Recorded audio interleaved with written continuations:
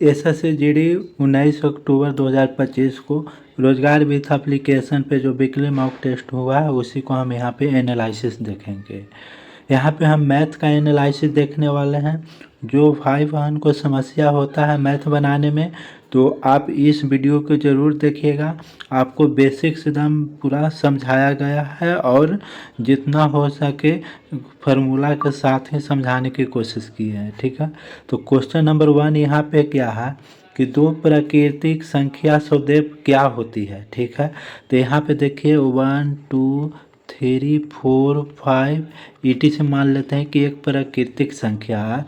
तो दो लगातार मान लिया जाए कहेंगे तो ये दो लगातार है, नहीं ये सम संख्या है, नहीं ये सम संख्या है, नहीं ये क्या है विषम संख्या है।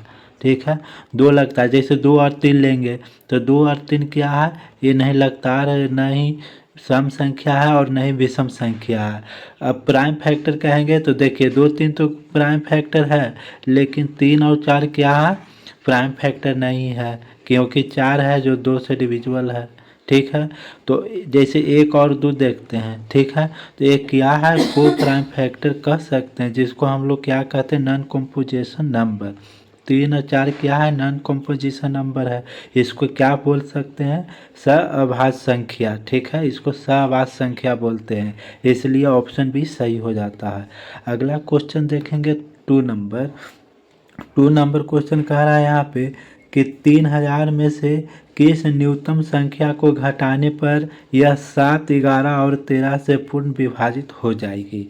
यहाँ पे क्या कर रहा है 7 और 11 और 13 यानी 7 11 13 से पूर्ण डिविजिबल होने के लिए क्या इसमें से माइनस करना है। तो सबसे पहले इसका क्या करेंगे, एलसीएम लेंगे। तो 7 11 13 के एलसीएम कितना होता है, यहाँ पे 1001 हो जाएगा। ठीक है, 1001 हो जाएगा।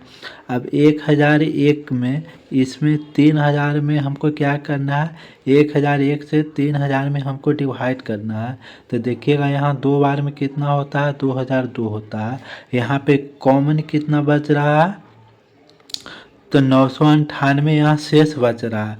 अगर 998 हम 3000 में से माइनस कर देंगे, ठीक है, 998 माइनस कर देंगे तो 2002 हो जाएगा।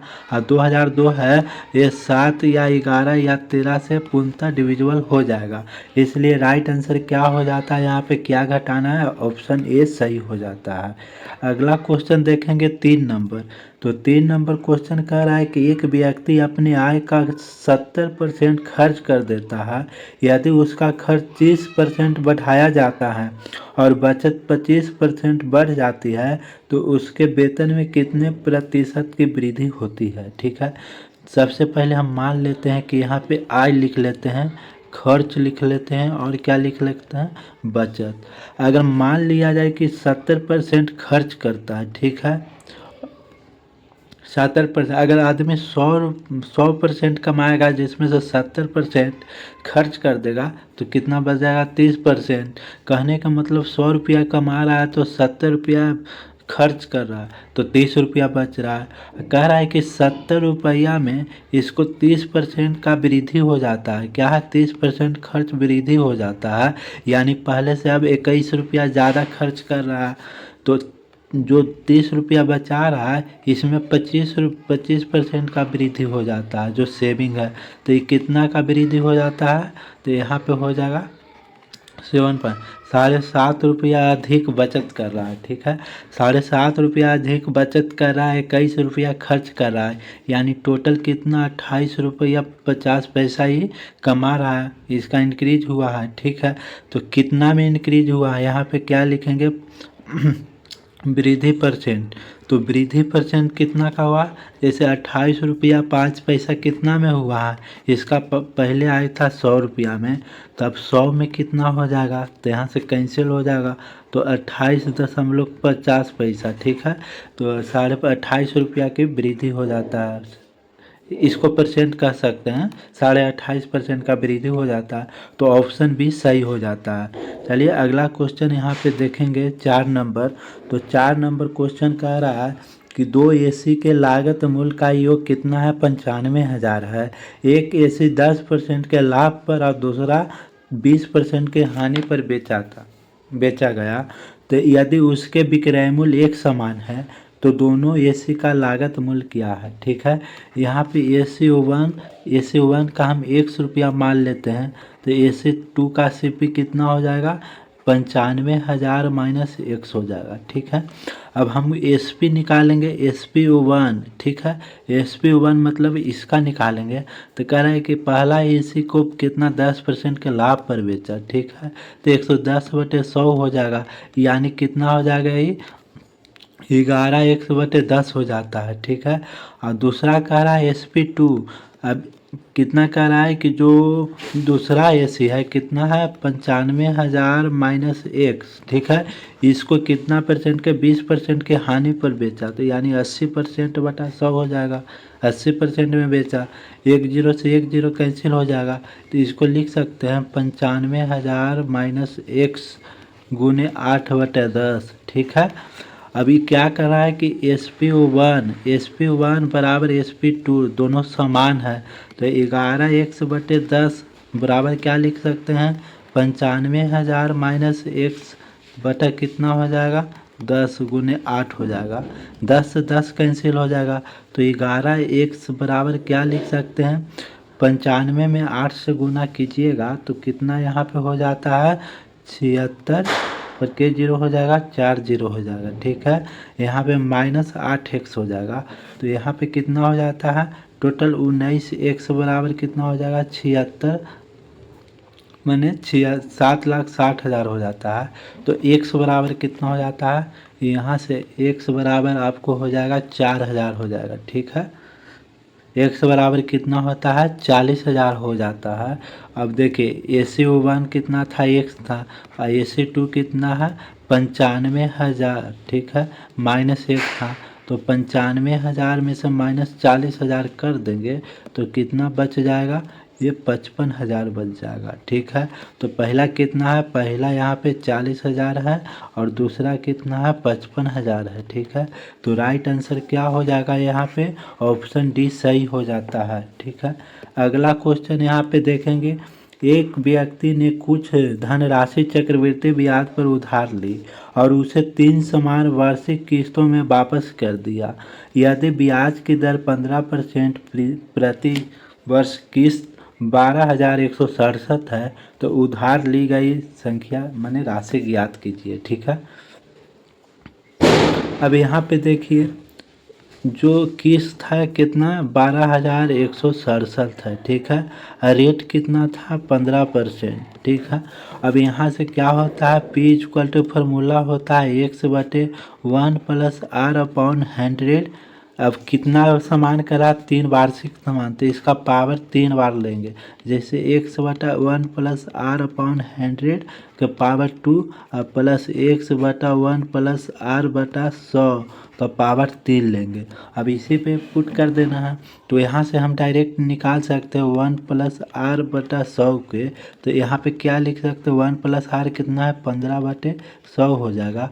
टोटल 115/100 हो जाता है, यानी 23 इसको हम 20 लिख सकते हैं। ठीक है, अब यहाँ पे हमको टोटल निकालने का रहा है, ये दिया हुआ है 12,167, ये कितना दिया हुआ है, 23/20 ऊपर हो जाएगा, पावर 1 है तो दोनों पावर 1 हो गया। ठीक है, प्लस 12,167 गुने कितना हो जाएगा, पावर 2 है तो 23 गुने 23 लिख सकते हैं, और ऊपर से क्या लिख सकते हैं, 20 गुने 20 लिख सकते हैं, प्लस अब 12,167 हो गया और गुने कितना हो जाएगा, 20 के पावर 3 हो जाएगा बटे 23 के पावर 3 हो जाएगा।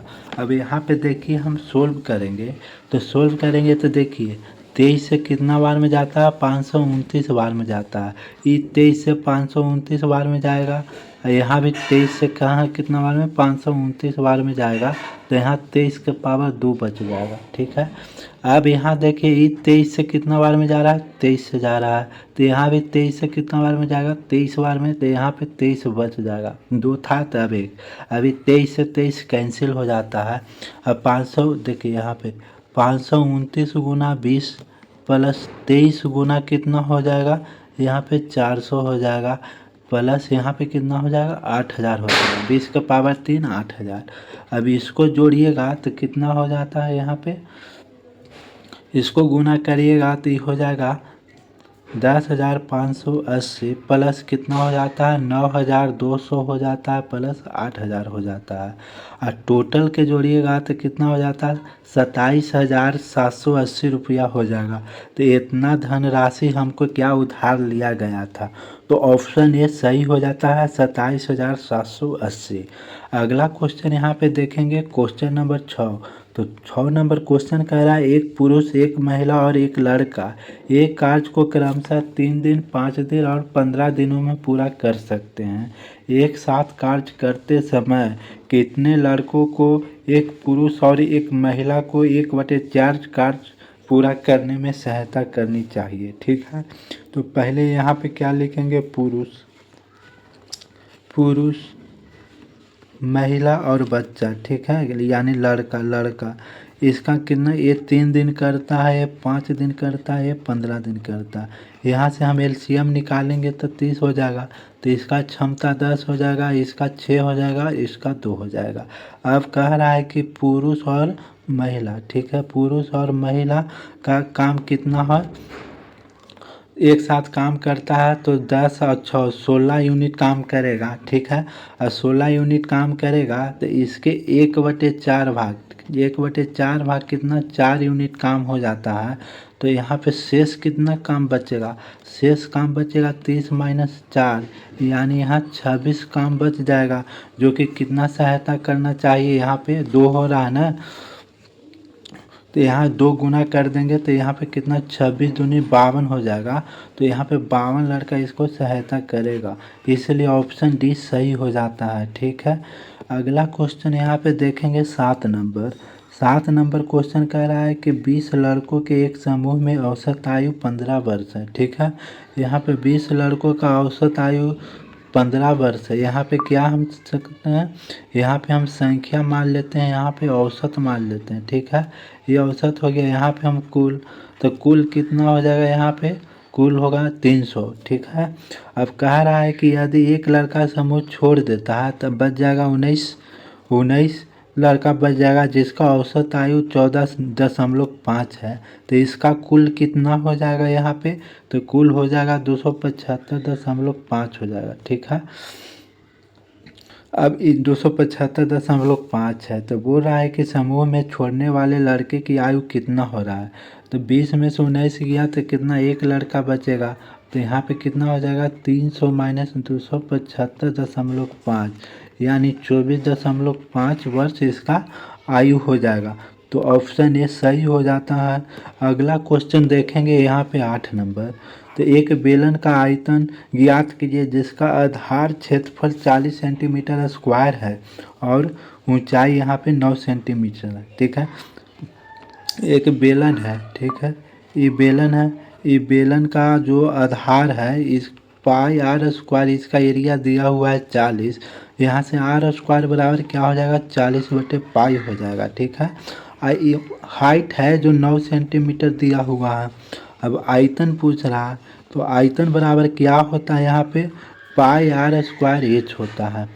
पाई गुने आर स्क्वायर इक्वल टू कितना है 40/पाई है, एच कितना है 9 है दिया, यहाँ से पाई कैंसिल हो जाएगा तो 9 चौक 36 पर 1 0, यानी 360 सेंटीमीटर स्क्वायर हो जाएगा। तो ऑप्शन ए सही हो जाता है। अगला क्वेश्चन 9 नंबर देखेंगे।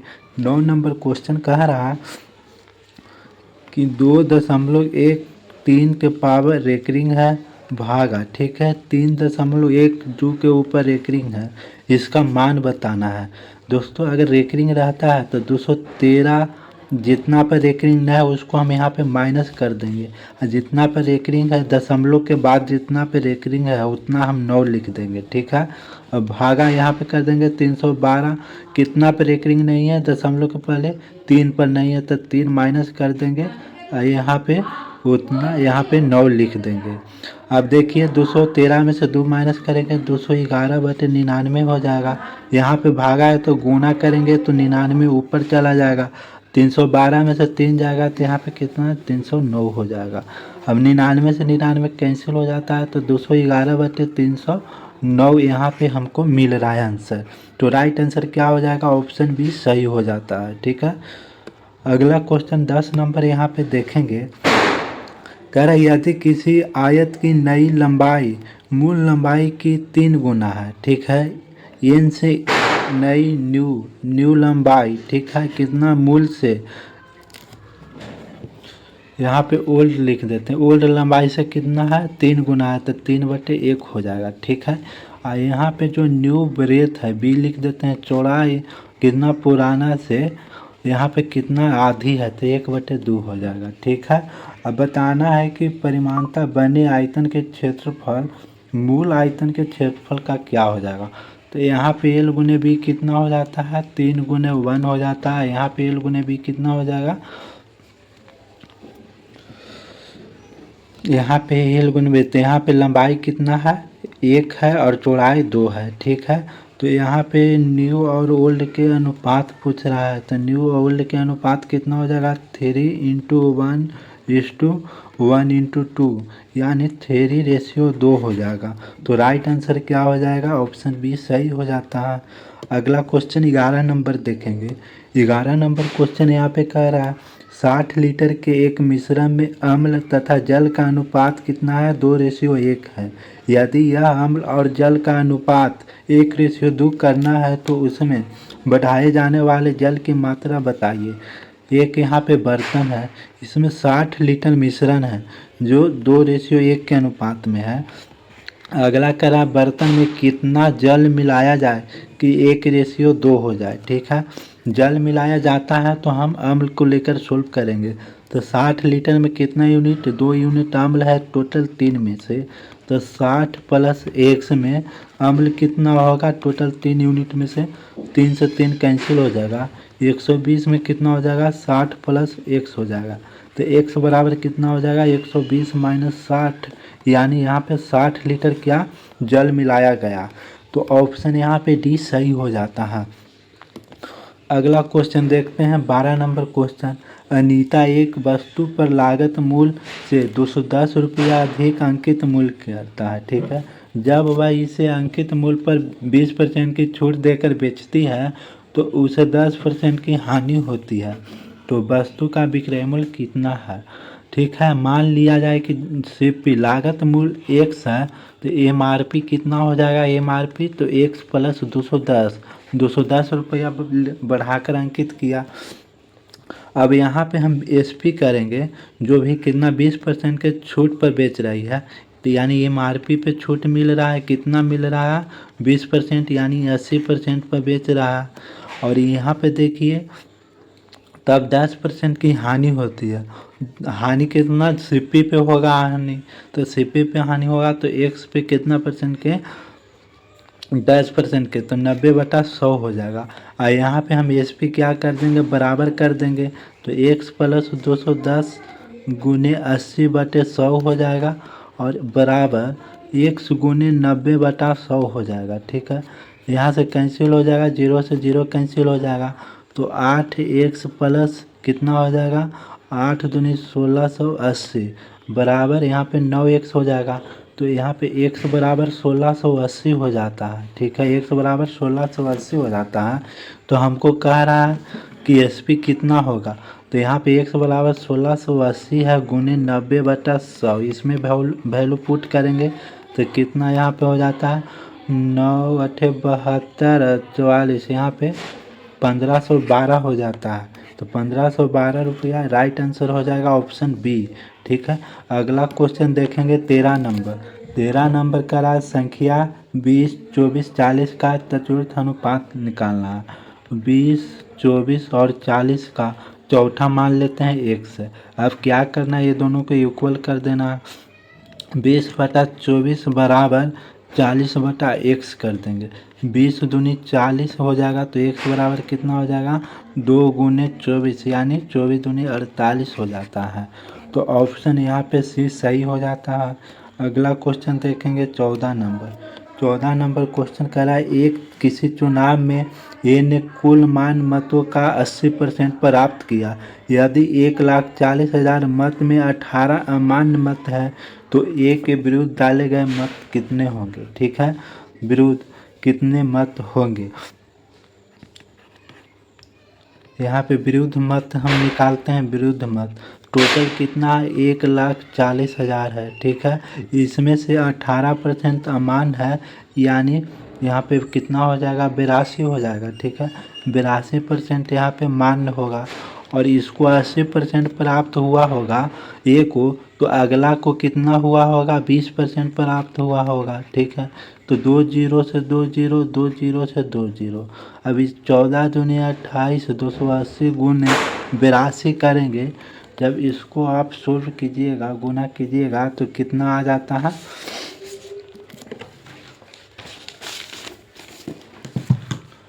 तो यहाँ पे हो जाएगा 22,960। इतना मत है। तो राइट आंसर क्या हो जाएगा, ऑप्शन सी सही हो जाएगा। अगला क्वेश्चन 15 नंबर देखेंगे। तो 15 नंबर क्वेश्चन कह रहा है कि 3, 4 तथा 5 से पूर्णतः विभाजित होने वाले 3 अंकों की सबसे बड़ी संख्या क्या होगा। तो 3, 4 और 5 को सबसे पहले क्या निकालेंगे, एलसीएम निकालेंगे। ठीक है, इसको एलसीएम निकालेंगे तो कितना हो जाएगा, यहाँ पे 60 हो जाएगा।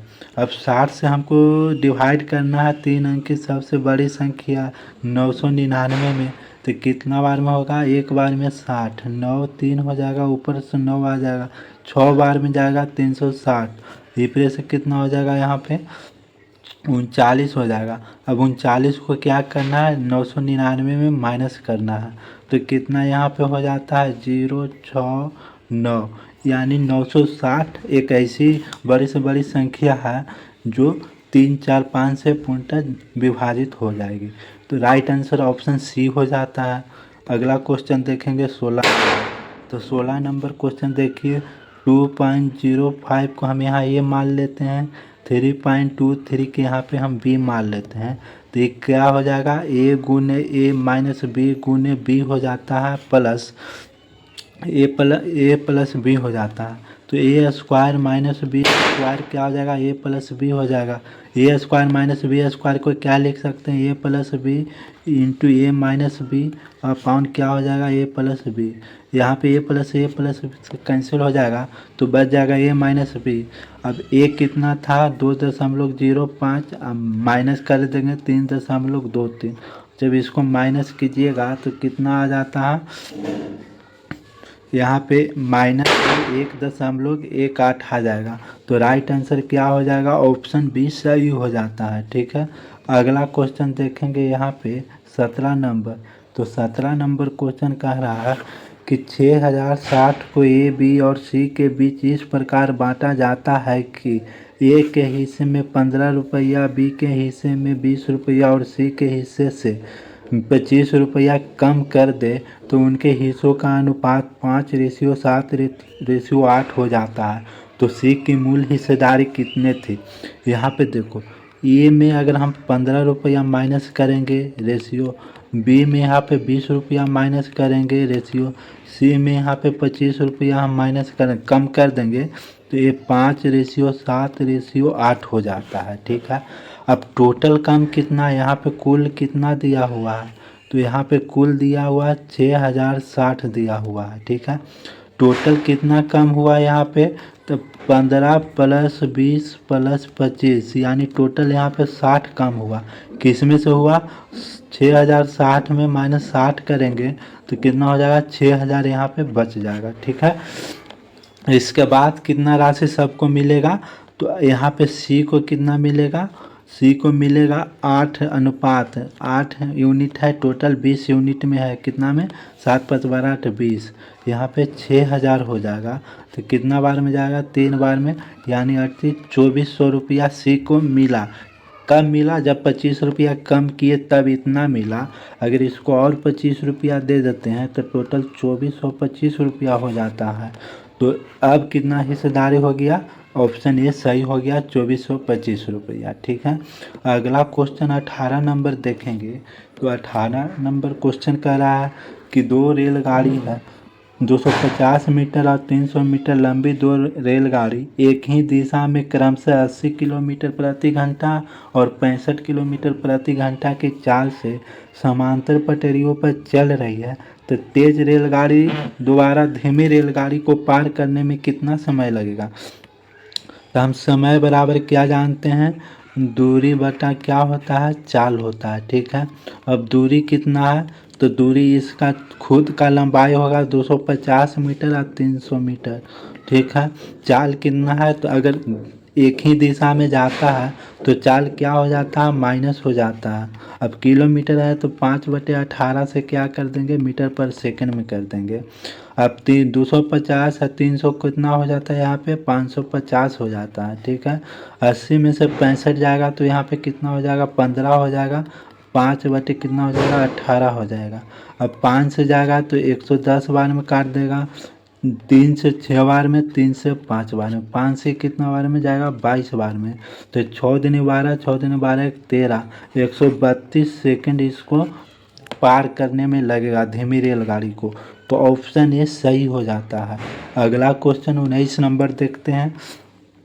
तो 51 संख्या का औसत 52 है। 51 संख्या का औसत कितना है, 52 है। और 28 संख्या का औसत 50.5 है और 24 संख्या के औसत 54.5 है। अगर 28वीं संख्या को हटा दिया जाए तो शेष संख्या का औसत कितना हो जाता है। यहाँ पे हम देखते हैं कुल कितना हो जाता है।